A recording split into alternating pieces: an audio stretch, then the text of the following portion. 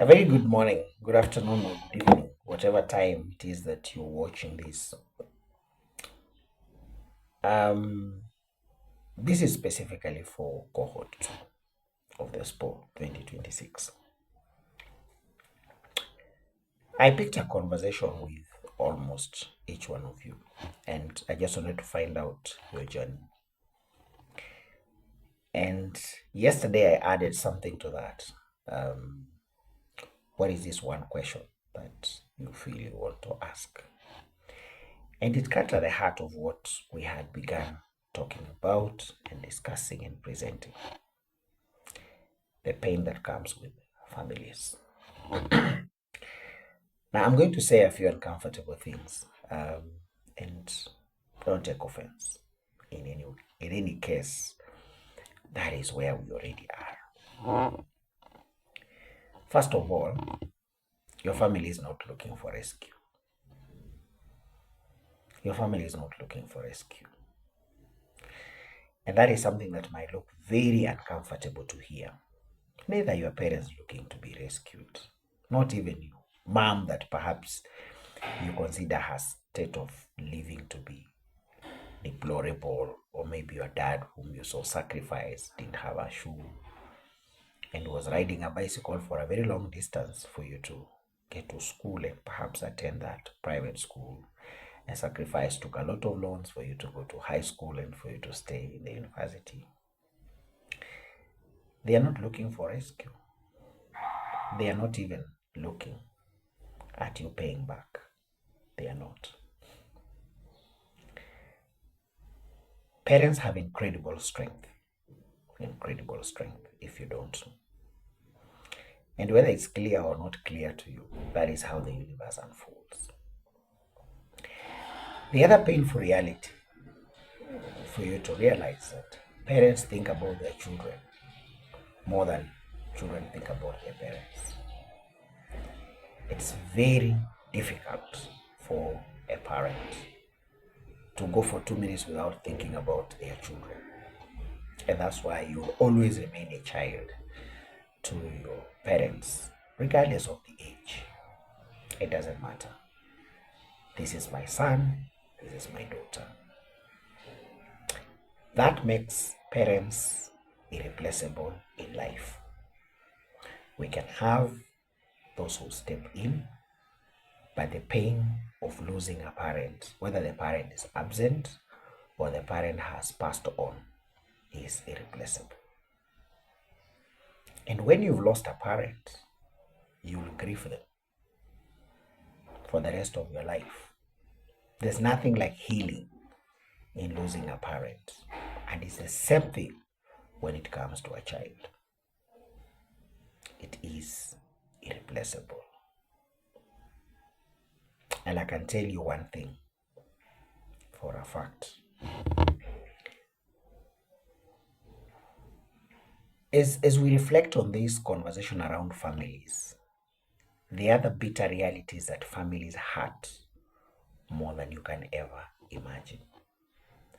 The pain inflicted by family members has no comparison, because hurt from family borders on the greatest sin, and the greatest sin is betrayal.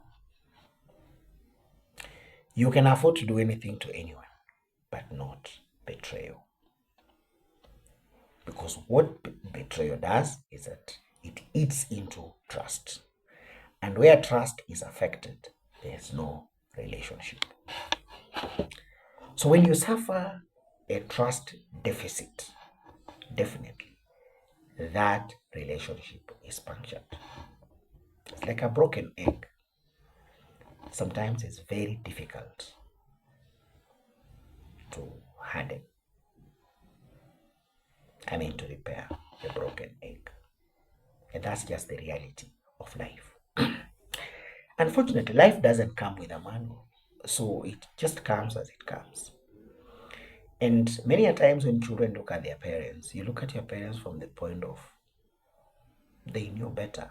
Those are their own problems. And you don't have to express it to them. It is very subtle.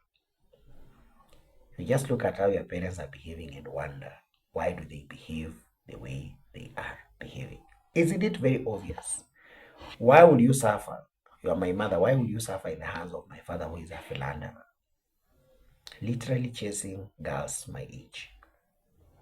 And you wonder why your mom has stayed on you, like, I wouldn't do what my mother did. You wonder why your father, everybody says, amekaliwa. But he keeps quiet. He doesn't talk while at home. He can't even correct you people. The net effect is that it compounds. And as we welcome you to this second week, where we are going to deal with two critical principles: the principle of habit formation and the principle of vulnerability. It's very important that we bring this to form. If you look at your parents and if you look at your family, it is not what you see. Your family is symptomatic of mistakes, errors of commission and omission committed some generations back. It's caused by a single decision that was made somewhere. A young man who defied advice, a girl who was overtrusted her instincts. And when everyone said, this man is not good for you, she was like, no, he loves me and I love him. The reality of the matter is that a single act somewhere produced a repetition which became a habit, and that habit has produced the pattern that we see today. When you have that uncle who never appears in family meetings, he only comes for funerals, he only comes for events, doesn't want to talk to people, he just disappeared, left a home and went. Your mother or an auntie or a sister somewhere who has been rejected in the family where she is married, that is barely the story. That is just but the tip of the iceberg. And so, you must go very deep to dig and understand where did it all start. And that's why, to understand your father, you need to have an understanding of what relationship he had with his father. To understand your mother, you need to understand the relationship she had with her mother. And that's very tricky, because sometimes they may not even be there to give you that version. But it is somebody somewhere who has a clear record of what exactly happened. Our parents filter a lot of information from us.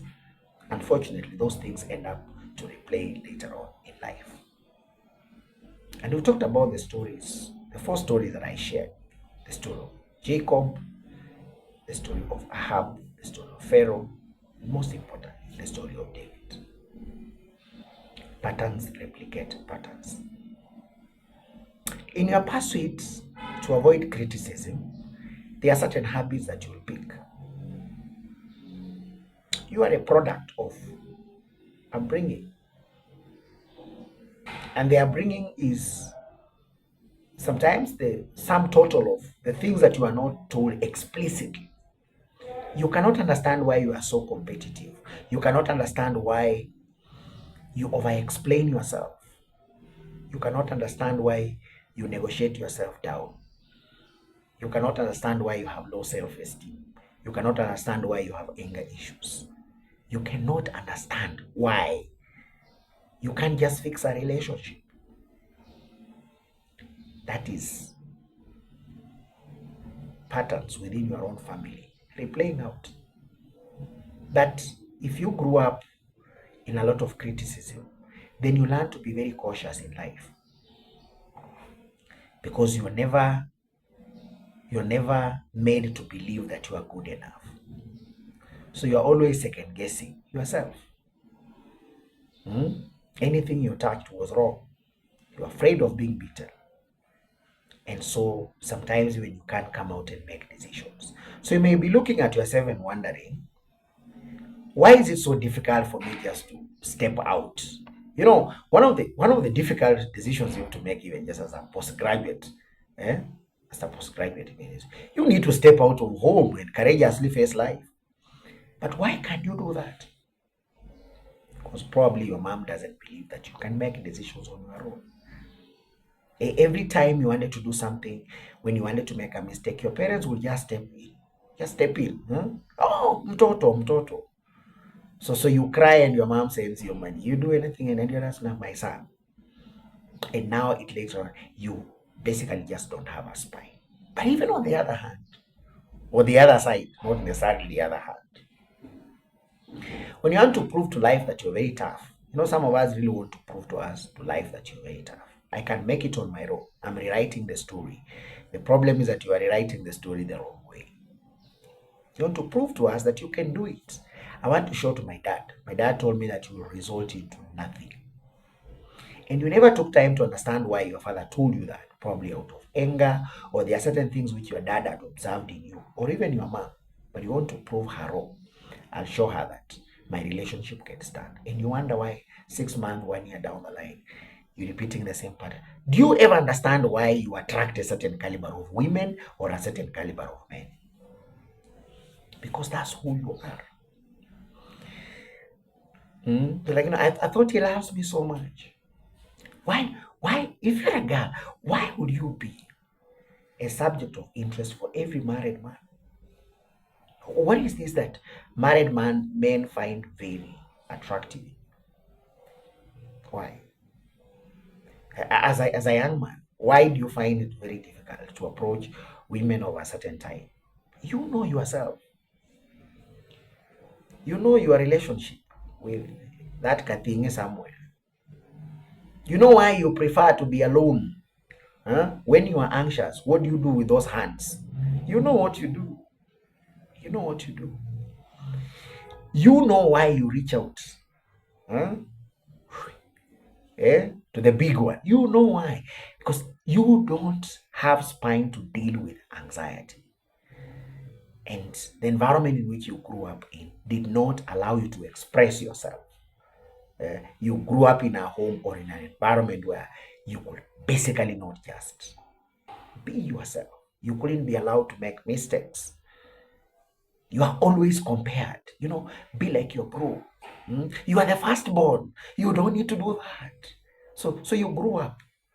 And now you imagine that your role is to rescue everyone. I need to get a job, resettle my mother, buy my dad a car. Wrong priorities. You need to have time to understand the habits that you carry. And there are many habits. There are many habits that you carry. So many of them. So many of them. And unfortunately, they're going to be very weighty over time. The habit you picked while in Form 1. A simple exploration with the hand. Anyone hearing me? Yes. Yeah, that one. It becomes a bigger mask. Not even a wife will calm it. Not even a relationship will calm it. Because it's a manifestation of something a little bit bigger. The addictions you're dealing with are not just addictions, they are a symptom of something deeper. So even as you walk into adulthood, you're going to carry, and this is the reason why you'll be so sensitive, keeping secrets, because there's a part within you which you don't feel that anybody needs to know. This is about me and me alone. But we can say you're struggling, and that's why you're going to struggle. You cannot take feedback in a work environment. You cannot be corrected because you can't stand people reaching your safe space where you are just but you and you alone. That's why you rather stay alone so that you enjoy your freedom. You enjoy your freedom to do certain things. So any form of addiction, whether it's pornography, whether it is masturbation, holy, drinking that nobody is aware of. On Friday we see you in the mosque. Wake up. On Sunday we see you leading praise and worship. But deep inside, unaisha. unaisha kabisa. What's a Genesis somewhere? And so anytime we talk about it, you freeze because I mean, so the masks become heavier as time goes by, and they're going actually to become heavier because you reach adulthood now, you're raising children, and you look at them and you begin asking yourself, will they turn out to be exactly like me? Flip it. Your parents too are dealing with their own habits. A parent is never going to tell you that, you know what, I had planned to terminate that pregnancy. I mean, how do you expect your mom to open up and tell you that? I was following some story on Facebook last night, and someone was sharing the story of those of us who were parents gave birth to us when they were past 40. You know, my mom is 86, I'm 41. So was I part of the plan? Maybe, maybe not. Age difference with my sister of about 4 years, so probably it was not intended. So as you till the question in that home, same thing. You are a firstborn. You've never understood the pain your mom went through. She was rejected by your dad. Or maybe she had to get married to him because she had no option. She sacrificed her education. She sacrificed and all those kind of things. Most importantly, she's not asking that you rescue her. So there is always a single act that starts somewhere. And that single act, repeated, becomes a habit. And you must be very intentional to fix those habits. It's important to dig, and find the real source. Sometimes it goes up to fourth. You cannot parent what you didn't see your dad or your mom parenting. Never. You can't. The more you avoid it, the more you come to the same conclusions, same things. Bottom line, you know what? Relationship with your parents must be fixed. Relationships with your siblings must be fixed. There are no two ways about it. Relationships with your siblings is the insurance for your children. Friends cannot replace your siblings. By the time you settle into a romantic relationship that you're building for life, which is the single most important decision that you need to make, spend time and know who do you want to spend the rest of your life with. I mean, you fail to marry right, you become a philosopher the rest of your life. You'll open podcasts and talk to people. I'm not talking about myself, but maybe you need to dig deeper and understand. The single most important decision that you're going to make is choosing who spends the rest of their life with you. And that's why it's important to get the version from your dad. It's important to get the version from your mom. There are people who know the history of the relationship between your parents, even if they are not there. You can find out something. Separation, divorce are not an event. There will always have been signs and signals, not wonders. Signs and signals, all was not well. But because your mom trusted her own judgment, because of the wound that perhaps she was inflicted, she never felt she was loved enough at home. So when she meets attention from elsewhere, she feels, oh, I got it. It was like, you know what, you're getting married to an idiot. She couldn't just listen. But she saw right from the beginning, your dad in Manga. It's like, you know what? Love covers a multitude of sins. Eventually, so then when you have the second kid, it will be well. Now you, in your naive mind, because of this, I'm putting aside relationships. You're not solving anything. You're not. You're not solving anything. You're not solving anything. Running away from relationships is not going to help you in any way. Not at all. And when you have a lot of chaos where you're coming from, you are terrible for a partner. You attract garbage. You attract garbage. Anybody just comes your way. and you don't have a distinction. You can't be a man who can't even distinguish between what you undress. You ready to undress anything because it has like, oh, you don't know. You're so lost into the optics. You don't understand what women need. You don't understand what men need. And that's why you think that relationships, marriage is slavery. And you carry these kind of fantasies into your life. They're going to affect you a lot. How you work, how you deal with money, how you deal with your spiritual life, how you deal with social connections, deal with you. Absolutely everything around that. So you need to do a proper audit during this time. The next coming week, let's spend time to audit our own habits. How did we pick them?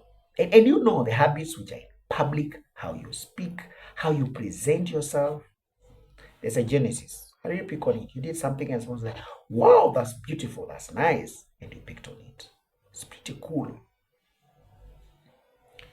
And then those habits which, like, my God, these ones.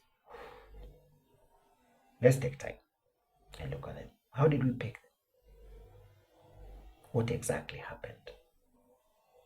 This has nothing to do with your spiritual life. And let me tell you that you can't pray. Ramadan won't solve those addictions that you're dealing with.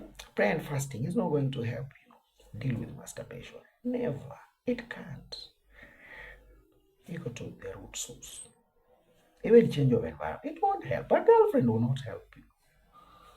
You're sleeping with her and you're thinking about another person. Yeah. And it's a big problem. We deal with many people, even in marriages. There are a lot of fantasies that you have. That abuse you experience somewhere, an uncle, these meetings where two cousins are meeting and you touching each other kidogo before you realize. Blended families where lots of things are happening. Stepfather, stepmother, aunties, you being raised by house help. So much that is happening. And this can go deep down in history and understand what exactly happened. And I can't tell my mom that time, when you didn't send me money in college, this friend of mine was like, let's go out and do this, and what followed? Something else. By the way, let me tell you something very interesting. Nobody grows up saying that when I grow up I had to be a house help. No. Right now, you go to the streets of Nairobi, around the river road, you find girls queuing up there. They're not queuing up there because they are responding to demand. There's demand. They're like, I don't get anything at home, so pass by here. Pay 200 shillings. I feel better. What's very interesting, if you sat down to talk to any of those girls, none of them grew up saying, I want to be this when I grow up. I mean, when you see it happening to other people, it can also happen to you. You're not very special. You're not very special. When you have so many things accumulate, reach a point that they need an exit. Particularly what we do after that exit. We don't know what to do. Something just happened to you. And it just felt like your world had crumbled. And you just don't know how to pick yourself up. You could be so young, we look at you, very well dressed. Kijana mtanashati, umevaa tai. Lakini kijana amejua. But that thing will kill you, bro. Nothing worse than self-gratification. It will eat into your esteem. It will eat into how you work. Your tendency to over-explain. Your tendency to be super sensitive. You cannot run a meaningful relationship.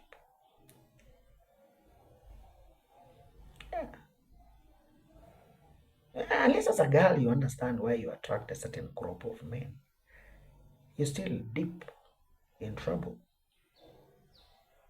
Deep in trouble. So look at David. He worked so hard, I knew how to stay alone in the bush, and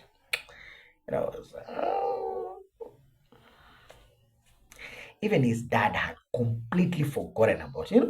A prophet comes like, bring your sons out. I've been direct to come and anoint one of your sons to be a king. Those guys come, I've been a dog. Hey, Jamaa wako na biceps, and then I said, no, the oil doesn't come. I was like, 71 minutes. Like, there's one acre small. Imagine, last boy deep in the bush, fighting for his life, eating their honey. No. All these manner of things. As even after a boy was anointed, nothing changed. The guy literally went back to the bush. It took a lot of effort. By the time this guy literally fought his way up. The way many of you are going to fight your way up. Even after he kills Goliath. They are colleagues. Man, this guy leaves a terrible legacy as a man. Life is unfair to both men and women. And let me tell you this one truth. As a woman, you're going to have lots of pressure before you reach 45. Every decision that you make as a woman below 45 compounds. Because at 45, life kind of is, people are like, he gave up on that one. As a man, it's the other way. At 45, pressure reaches. What did you do with your life? Where do your children go to school? Where do you stay? What can you drive? What kind of family do you run? Who did you marry? Those are questions that people don't ask women. But before 45, you ask yourself, why are you not getting married? It's better if you can even just be a single mother. It's a lot of pressure for women below the reach menopause. So David experiences all this form of pressure. I say that guy was a good avoidant. Hey, bro, that guy was a good avoidant. That guy had no spine to deal with his own children. A man who brought down Goliath, a man who will fight him a lion, could not reprimand the son who had raped the sister, man, because I have to keep secrets. This is my family. What will people say? What this guy doesn't know, the daughter is living in a state of despair. The son is plotting to kill the stepbro. It's like he reaches out and kills the bro. And he learns that even killing the bro is not enough. The guy is in deep regrets. He's killed the bro, he's not solved anything. The sister was cute, mazi. The sister alikuwa mali. So Amnon is dead. Tamar is raped. The dad cannot come to terms, because this guy is like, what do I see to negotiate with the children? And you grew up in this kind of homes where your parents who can't just kind of deal with the stuff. You deal with it. Those homes where people even don't apologize. There are homes which, kuja kwetu. Kwetu, we don't apologize. My bro just do stuff and then you meet another day. So ulisema hutanisalimia. That's his version of saying I'm sorry. It's like, we are bros. We are supposed to love each other. Zero accountability. And, parents don't pay a lot of attention until now one day. Kina umana. And that was typically David. Out there, maze, following up stuff, huku na huku, winning battles, sijui kudanganya Mungu, sijui I can write psalms. Hizo maupuzi zote this guy does them. Na kwake, mambo imechemka. Finally, what the son did was like, I come for you yourself. And it's not that he decided to just overthrow the dad. This guy would come and find the dad is slow in making decisions. In deciding, you could just have a parent who can't make a decision. They have zero spine. They're always analyzing, seeing everything that is wrong, everything that is wrong. Absalom is like, why is my dad so indecisive? This guy can't just make a decision. So sana by the gate, we shida yako nini? Mtu alichukua. Na sio ni kitu straightforward tufanye hivi. So my advice. Maze people reach a place like, man, Absalom. So unaweza kuwa king mfiti sana. can be a very nice king. The bro akasema, by the way, like this hata mimi ndio first born. Akakuwa mso. And he just picks a section of the people. And the guy, David Lanza, you know what? Your son has overthrown you as a king. He forces loyal to the dad. Hapana. Maza tunakulanga na baba yake. Huyu kijana yake akiingia sisi tumeisha. They follow this guy. But then it's like, mkipenda mkimfikia, msiue maisha. Lakini ngori ni haja masu walideal na Absalom papo hapo. Maze David spent his last days. Yani, enda tu usome kitabu ya Samuel kama storybook. Usisome kama Bible, enda usome tu kama storybook, fable tu kama design tu vile ulikuwa unasoma story ya Fatuma and the Genie. Hivyo tu, then you understand what you are talking about. It's a problem of parents who just can't make decisions. You're going to be the same. Dema anakuuliza, bro, tunapangaje life? Hizo tutaongea baadaye nikishakapata job. Unaona kama tunaweza ishi wapi? Sisi nitauliza mom, nitauliza dad. Mazi, dema anashangaa. Huyu ni mwanamke mwenzangu na napanga life na yeye ama whatever. Sasa demu uko tu hapo tu, you settle for anything that comes your way. Huyu ambaye kwa anakupa, unalua chipo utakuwa mshenzi. You even can't define your own value. You can't. David suffered. Same as huyu bro yetu tunaita Chico. Na mwingine alikuwa amelala class baya sana. Pursuit mzee anataka tu favoritism. Unajua homes imejaa a lot of favoritism. There's a lot of favoritism in homes. Unfortunately, hata mzayaji angekuwa ana play favorites. Play. Unajua kuna ile when your kids dad comes home alafu chap tu anajua tu dad unamtoa socks unafanya nini, you speak this way, mama akitaka kitu anakimbia. Sasa sima mnaweza share two tasks equally, but you don't know how this guy is winning. Akifanya kitu anakimbia, mama mazee unajua nilifanya hivi, I'm sorry mom. Anataka ile hata akifanya makosa katasamehewa tu. The building bonga points for favoritism. Parents don't know when they are playing favorites. They have no idea. It just happens. In the long run, kinaumana. You know what? Let's spend this week and understand our habits. I don't want to talk about vulnerability. Hiyo tuiongelele next week. But for this week, let's spend a bit of time and understand. Hii design tunaita habits. Zinatoka wapi? And what does it take us for us to break some of these habits? Maze, if you don't break them now, they compound. Zitakuwa kubwa. Hivyo ndio vile utaraise watoto wako. The same way you struggle to talk to your dad, the same way your kids will be struggling to talk to you. I am here now as an open dad. Can you tell me what is ailing you? They talk to you siku ya kwanza. Wamepotea. Hakuna seminar ya church itakusaidia. Hakuna sermon ya sheikh itakusaidia. Hata ukisema tu we left church, we didn't leave God. Hakuna. Problem ya life na ni moja. Life lessons zinakujanga tu in doses. Na lazima utake full dose. Ni design ya antibiotics. Unajua antibiotics kama ni 4 days, unachapa 4 days. Hakunanga antibiotics ya 4 days. After ni 3 ama 5. Ni 3 days. Na kama ni saa 3, nilikuwa na meza moja jana. I forgot. Naweza kumeza saa 4, nikameza saa 8. Najua hiyo infection itarudi no matter what happens. That's the design of lessons in life. They just compound. They don't care how long you say like, what and what. Hakuna, zitarudi tu. Na zita deal na wewe properly. Huyo bro yako ambaye unalenga huyo. Mazile huyu kupata accident ungia kwa moja. Huyo ndiye ataitwa. Mtoto wa mama yangu. Yes. Wacha kustrain mabeshte ukiwaambia, I thought you guys were my family.